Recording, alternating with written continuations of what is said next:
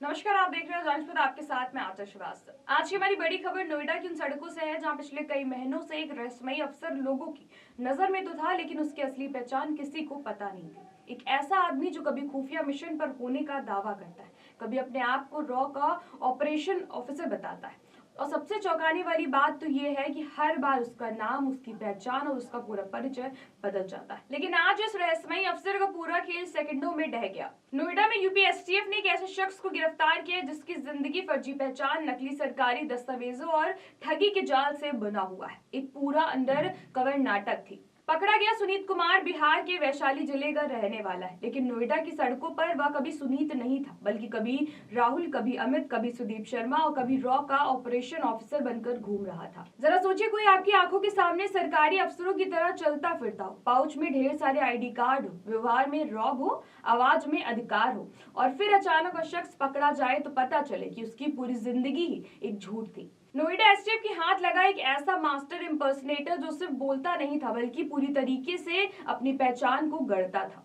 सूरजपुर इलाके से एसटीएफ ने एक ऐसे संदिग्ध व्यक्ति को रोका है। पहली ही नजर में टीम को कुछ गड़बड़ी दिखी, क्योंकि उसने जो पहचान पत्र दिखाया उस पर रॉ का लोगो, सुरक्षा निशान जैसे प्रिंटिंग और चमकदार सीलें लगी थी। लेकिन ये रॉ आईडी देखने में जितनी सच्ची लगती थी, असल में उतनी ही फर्जी थी। टीम ने जब बैग की तलाशी ली तो जैसे फर्जी पहचान की एक पूरी फैक्ट्री खुल गई। तो चलिए अब आपको बताते हैं कि सुनीत की जादुई पाउच में क्या क्या था।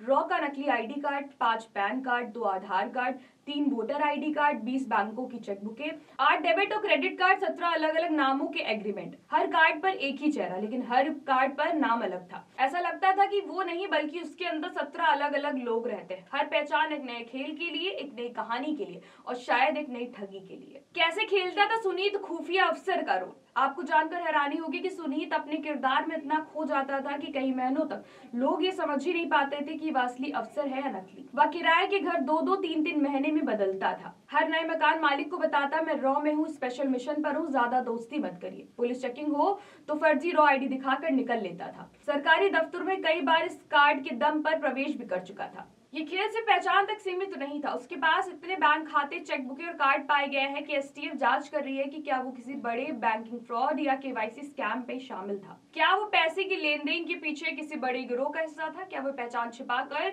साइबर अपराध कर रहा था? तो चलिए अब आपको बताते हैं कि एसटीएफ सुनीत तक पहुंची कैसे।